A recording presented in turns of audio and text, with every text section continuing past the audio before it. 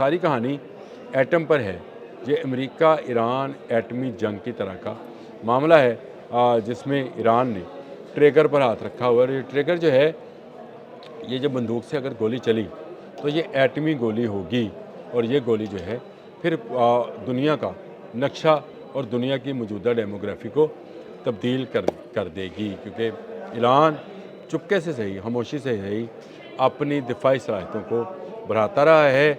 इसीलिए उसके missile programme पर अमेरिका ने बात की है, इसीलिए उसके यूरेनियम मौजूदगी पर बात की है, और इसीलिए अमेरिका को डर भी यही है कि अगर ईरान ने इस ट्रिगर से, जो कि एटमी बंदूक है, उसके ट्रिगर से गोली चला दी तो फिर दुनिया में कुछ बाकी नहीं रहेगा। ये एटमी जंग होगी। रूस और चीन ईरान को बचाना चाहते हैं।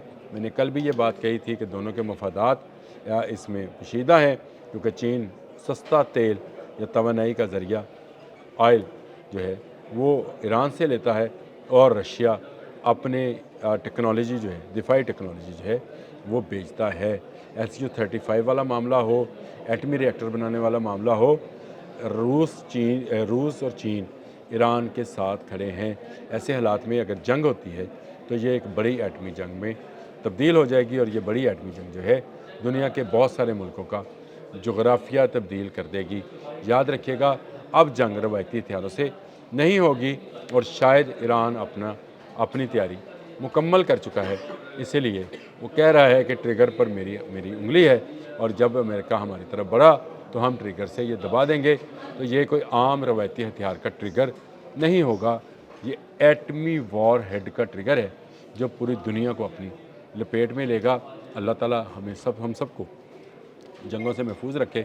लेकिन जंग जो है अब अगर होगी तो एटमी जंग होगी, और मुझे मलहमतुल उज़्मा हदीस में मौजूद है कि जंग के मनाज़र नज़र आते हैं, जिसमें दूर दूर तक इंसानों की लाशें होंगी, और एक परिंदा उड़ेगा और वो ऐसी जगह तलाश करेगा जहाँ पर लाशें ना हों, तो वहाँ पर भी उसको कोई ऐसी जगह नहीं मिलेगी, और वो गिर जाएगा।